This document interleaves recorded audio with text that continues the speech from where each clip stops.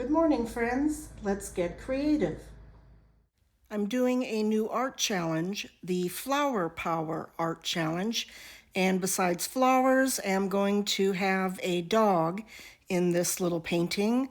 This is Tayto, and he belongs to one of the veterinarians at the animal hospital that I work at. For this challenge, the videos are supposed to be uploaded tomorrow, so I haven't left myself very much time. Been very involved the last 2 weeks or so with a cross-stitch project. So today I'm going to attempt to paint this small oil, Alla Prima, or start to finish in one session. The sketch I got done last night with very thinned paint, so that has had a chance to dry enough overnight that I can paint over the top of it this morning. This challenge, by the way, is hosted by Dena. She's the artist who hosted the Favorite Bird Art Challenge that I did earlier this year. So thank you, Dena, for the invitation. Next up were the purple flowers.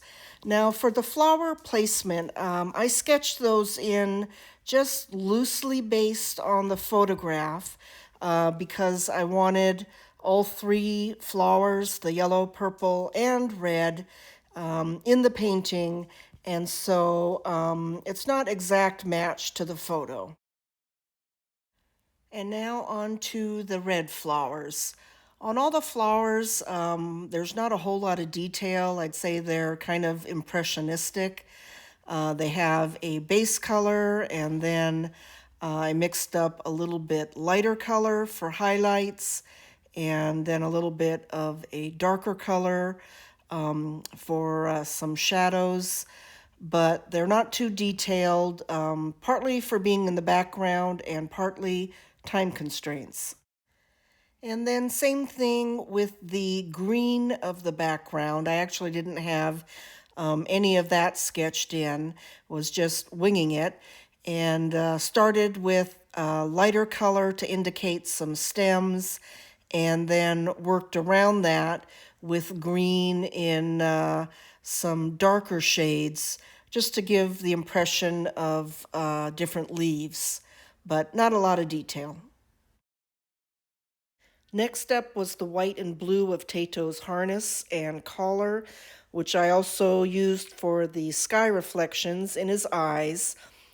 For the most part, I tried to work on one color at a time, get the blue or whatever done before going on to the next color, just for helping to reduce the amount of brush cleaning I needed to do. Now I get to start painting on Tayto himself. I started out with a light, a medium, and a little bit darker tan. And that was to get down a kind of a base layer that starts to indicate his coloring, some of the highlights, and shadow areas. As I start doing some eye and nose details, you can see one of my challenges that I have working Alla Prima, and it's that I'm not able to steady my hand for these fine details by resting it on the canvas because all the paint is wet. So I might have to invest in a maul stick. I haven't ever used a maul stick, so I'll have to check out some tutorials to see if there's recommendations on different types and using them. Anyway, back to the painting. Here's where it's getting real enjoyable for me, and that is putting in more fine details around the eyes for the expression, and the nose and the muzzle, and the dog's likeness starts to develop. I'm getting close to being finished here. Main thing left is the black on his harness and collar, which I simplified a bit, partly just time was moving on and I did want to get this finished today. And also, the details there aren't as important as the details in his face and expression. I'm now at the stage where I am putting in some final touches. So, details here and there, checking the likeness against the photograph, and in some spots, increasing the contrast. So, going even lighter or darker in different spots.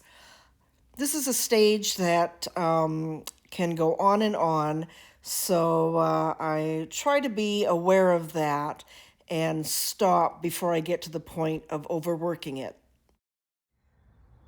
Well, here's how the painting of Tayto in the Tulips came out.